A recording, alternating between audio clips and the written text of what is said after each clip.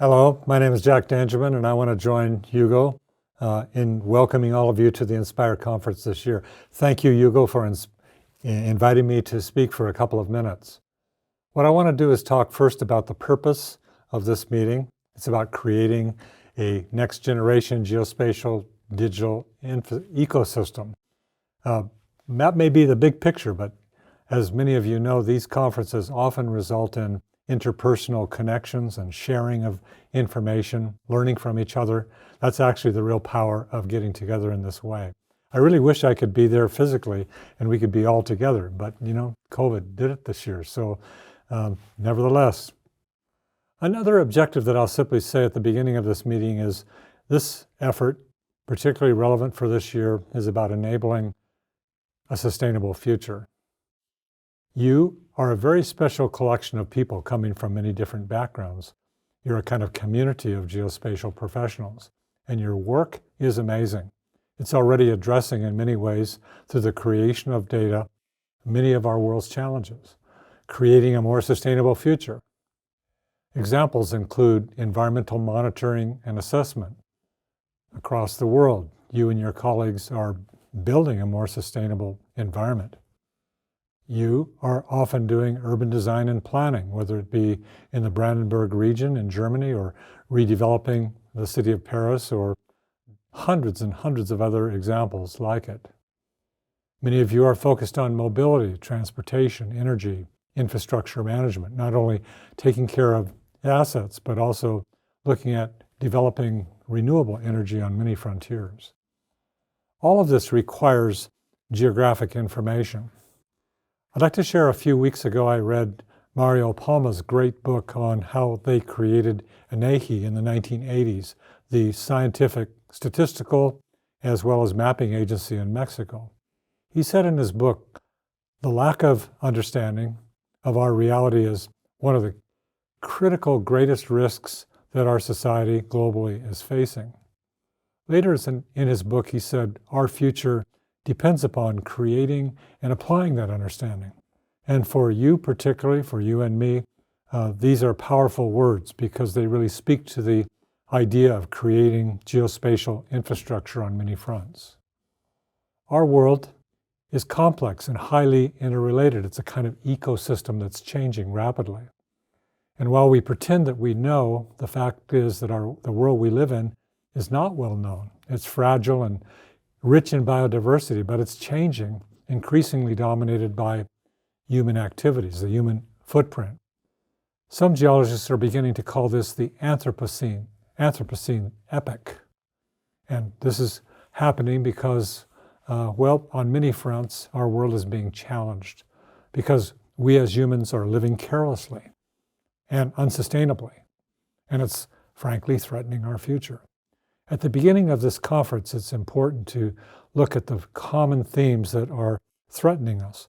Human-induced climate change, overpopulation, and the resulting consequences on biodiversity and water shortages and wildfires, and you have it, it's there. Creating a sustainable future is frankly quite possible, but we're going to have to dramatically change our priorities. All of these actions can help us make a better future. But we have to make the commitment to life and our future. And we've got to do this right away, ladies and gentlemen. We need to apply our best science and technology and also our best creative thinking. And so much of this involves geographic thinking. This will be essential, frankly. And this is where you come in. Sustainability requires that we see the world as a single ecosystem. And geography, the science of our world, provides the science and the language to do this. It allows us to organize all of our information, all the factors, whether it be environmental systems or economic systems or social systems. It allows us to not only bring it together, like with map layers, but also illuminate patterns and relationships, the fundamentals of science itself. And it also provides us a framework for application, not only creating the understanding, but applying it. I like to refer to this bringing it together as the geographic approach. The geographic approach is a way to think, and it's also a way to do problem solving that integrates all of our science and information and helps us both understand and also manage our planet in holistic ways, in integrated ways, with fundamental spatial understanding that people can understand. It allows us to integrate all the different objectives that are necessary for problem solving and do it in an inclusive and multidisciplinary way. This geographic approach integrates and supports powerful methodologies, geoanalytics, being able to create insights and understanding, geovisualization, being able to tell stories and communicate about what's going on, geodesign, for example, creating and designing geographically a more sustainable future, and then geocollaboration, across disciplines and across agencies and across Europe itself. And also do accounting. Geoaccounting is what I like to call it. This is catching on in the UN with their geoaccounting of SDGs by geography, adding up and measuring and doing dashboards about the same. These are all critical methodologies for maintaining a sustainable future. We're going to have to buy into this. And you, particularly you in this audience, are masters at both understanding this and doing it. The technology of GIS is enabling this geographic approach, being able to measure and bring all the data together, being able to visualize it and tell stories with it, being able to predict through spatial analytics, being able to do designing and planning spatially and then make decisions and take it to action. This process is providing us a foundation for applying geographic knowledge widely. Now, GIS professionals over the last 50 years have distinguished themselves in the sense that they carry out projects or build focused systems, and many of them are creating sustainable future patterns that we can copy and leverage. And while this is great work, things like being able to manage sustainable agriculture or forestry, preserve natural areas, create efficiency, develop resilient infrastructure, all of this work is fantastic. The issue is that it's done often in isolated stovepipe geographies and not in a collaborative way. We're going to have to scale this up, and we're going to have to do it exponentially. Geospatial technology is advancing rapidly. We'll hear that through the next few days, integrating and leveraging many innovations, cloud, imagery, remote sensing, advanced analytics, AI, machine learning. All of these things are converging and helping us to scale up our collective efforts, actually to do things collectively in the foundation sense. GIS is increasingly becoming interconnected, not only at the technical level between cloud computing and enterprise servers and desktops and apps, but also it has meaning in terms of bringing together our organizations through these services and connections of technology.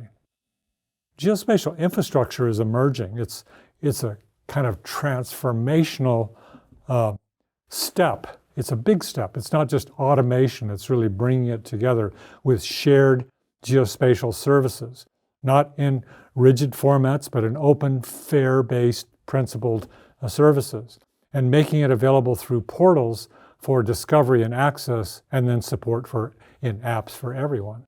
This is the next generation of the SDI pattern: services-based, open standards and interoperable standards that interconnect all of our collective work.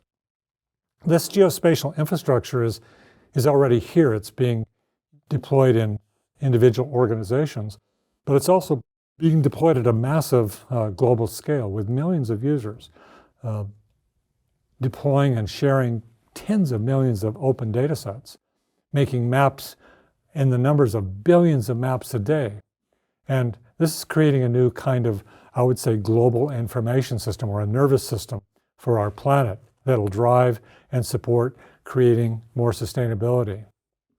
This geospatial infrastructure integrates distributed services, almost every type, making available CAD data, imagery data, vector data, raster data, 3D data, multidimensional data, tabular data, unstructured data, bringing them together into formats like maps and layers and services that can be easily used in virtually any kind of app.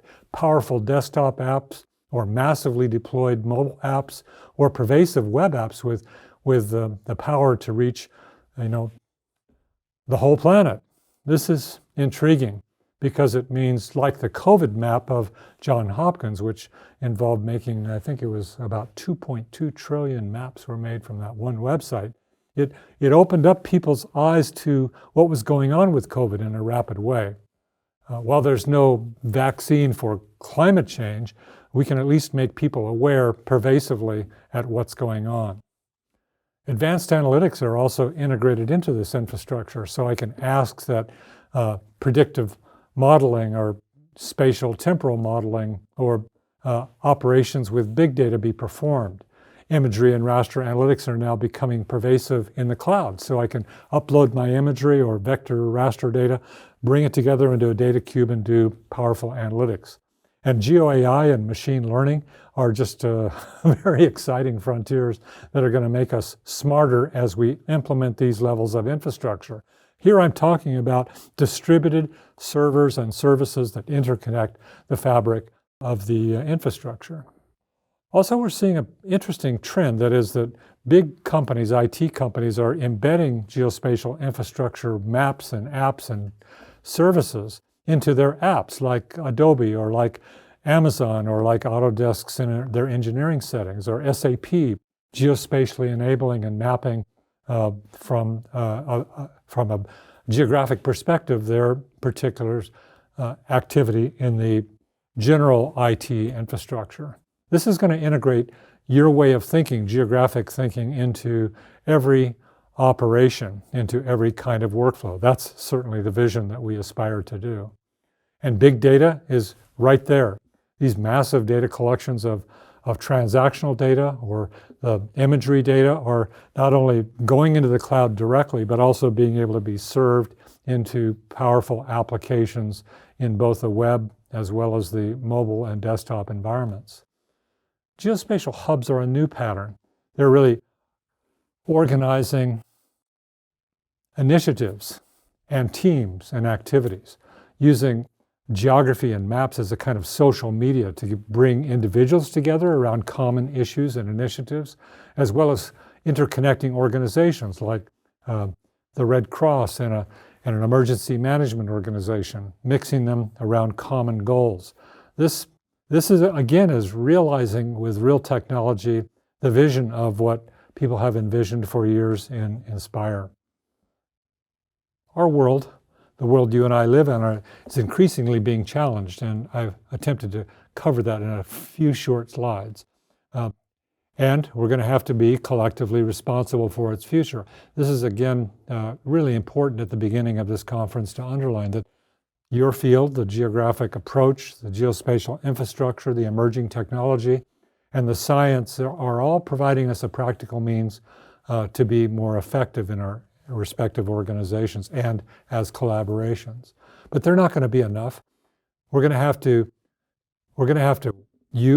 to have to work together. This work is going to be essential to create a sustainable future, providing leadership, organizing how we bring distributed information together, providing the right kind of government systems.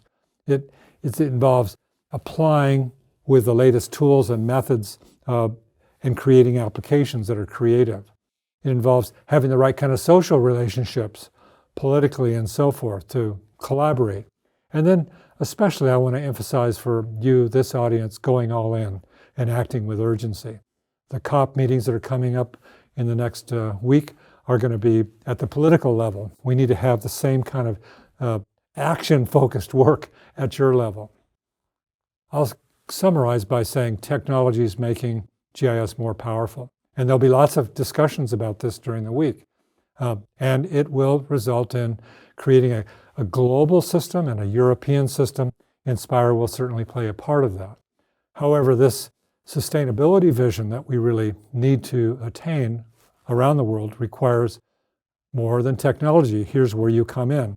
I'm repeating myself here, but I really want to do this because I think you professionals, as well as many others, of course, need to provide that leadership and then just do the necessary work, saying we're not just going to have more meetings about things, we're going to actually apply this geographic approach at scale. The technology is here now to support it, integrating the science, integrating holistic thinking, and then working with the agencies that you serve to deliver that information so that it creates a more sustainable future.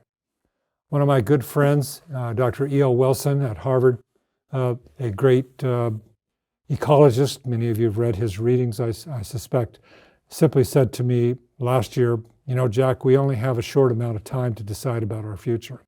And we need to buy into this idea. We're in a race to save our living environment. So I want to leave by simply challenging all of you to think this way and play this way and develop the next generation of Inspire, the Green Deal operations, and work like hell, work hard. So thank you very much, Hugo, once again for allowing me to talk at the front end of this very, very important meeting. Thank you.